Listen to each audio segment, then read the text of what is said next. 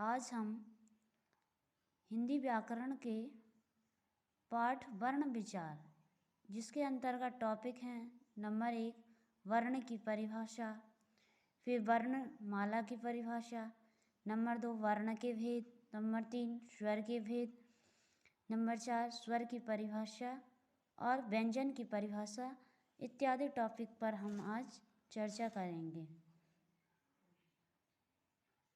तो आइए हम पहले वर्ण की परिभाषा जान लेते हैं।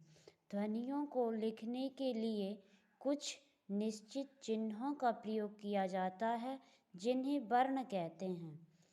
वर्ण भाषा की सबसे छोटी इकाई है। इसे अक्षर भी कहा जाता है। तो जैसे वर्ण क्या होते हैं, अ ई मतलब आ से लेकर ज्ञ तक के जो भी अक्षर हैं क्या कहलाते हैं, वर्ण कहलाते हैं। तो एक बार और देख लेते हैं वर्ण की परिभाषा। ध्वनियों को लिखने के लिए कुछ निश्चित चिन्हों का प्रयोग किया जाता है जिन्हें वर्ण कहते हैं। वर्ण भाषा की सबसे छोटी इकाई है। अगर आपसे क्वेश्चन पूछा जाए कि भाषा की सबसे छोटी इकाई क्या है, तो क्या है, वर्ण भाषा की सबसे छोटी इकाई है। और वर्ण को हम अक्षर भी कहते हैं। क्या कहते हैं? वर्ण को अक्षर भी कहते हैं। तो आइए हम वर्णमाला को भी जान लेते हैं। तो वर्णमाला किसे कहते हैं, इसकी परिभाषा क्या होती है? तो देखिए वर्णमाला की परिभाषा, वर्णों के व्यवस्थित समूह को हम वर्णमाला कहते हैं। वर्णों के व्यवस्थित समूह को। अब व्यवस्थित समूह क्या होता है? जैसे हिंदी वर्णमाला है आ से ज्ञ तक, तो आ के बाद बड़ा आ ही आएगा और ई के बाद बड़ी ई ही। तो आ ई उ री ए ऐ ओ औ अह। तो हम इधर उधर इनको नहीं लिख सकते। जब हमें कोई कहता है कि आप हिंदी वर्णमाला लिखिए, तो हम एक निश्चित क्रम में ही लिखते हैं, एक व्यवस्थित समूह में ही लिखते हैं। इसे ही वर्णमाला कहा जाता है। अब हम वर्ण के भेद समझेंगे, मतलब वर्ण के प्रकार को समझेंगे। वर्ण के प्रमुख 2 प्रकार होते हैं या 2 भेद होते हैं। भेद को हम प्रकार भी कह सकते हैं।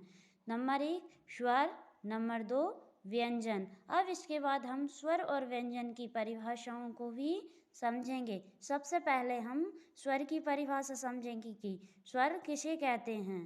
तो आइए हम अब स्वर की परिभाषा पढ़ते हैं। स्वर, स्वर की परिभाषा, उन वर्णों को स्वर कहा जाता है जिनका उच्चारण बिना किसी अन्य वर्ण की सहायता से किया जाता है। इनकी कुल संख्या 11 होती है जो निम्नलिखित हैं। अब वर्ण स्वर किसे कहते हैं? तो उन वर्णों को स्वर कहा जाता है जिनका उच्चारण बिना किसी अन्य वर्ण की सहायता से किया जाता है। जैसे हमने आपको पहले भी बताया था और क्लासेस में कि का क्या है? व्यंजन है। और आ क्या है? स्वर है।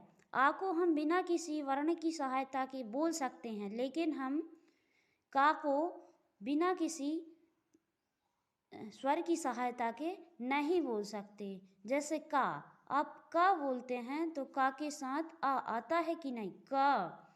लेकिन अगर हम आ बोलेंगे आ, या ई बोलेंगे ऊ बोलेंगे, तो इनके साथ क्या हमें कोई अन्य वर्ण की आवश्यकता पड़ती है? तो नहीं पड़ती।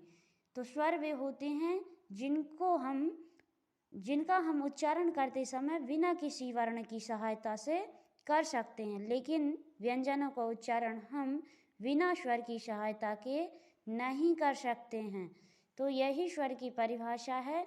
उन वर्णों को स्वर कहा जाता है जिनका उच्चारण बिना किसी अन्य वर्ण की सहायता से किया जाता है। इनकी संख्या 11 होती है। कितनी होती है हिंदी में स्वरों की संख्या? तो 11 होती है। अ ई उ री ए ऐ ओ औ। तो अब आप सोच रहे होंगे कि अम और आहा स्वर नहीं है क्या? क्यों नहीं लिखे? तो अम और आहा स्वर नहीं हैं। क्यों? क्योंकि इनका कोई स्वतंत्र अस्तित्व नहीं होता है। इनका कोई स्वतंत्र अस्तित्व नहीं होता, इसलिए इन्हें स्वर नहीं कहा जाता है। इन्हें अनुस्वर कहा जाता है। क्या कहा जाता है? अम आहा को अनुस्वर। यहाँ हमने नोट भी डाला हुआ है, अनुस्वर, अनुनासिक और विसर्ग का कोई स्वतंत्र अस्तित्व नहीं होता है, इसलिए उन्हें स्वर नहीं कहा जाता, इन्हें अयोगवाय कहा जाता है। क्या कहा जाता है? अयोगवाह। किसको? अम्ब को, आहा को और चंद्रबिंदु को क्या कहा जाता है? अयोगवाह कहा जाता है। अब हम आपको प्रश्नोत्तर समझाएंगे और अगले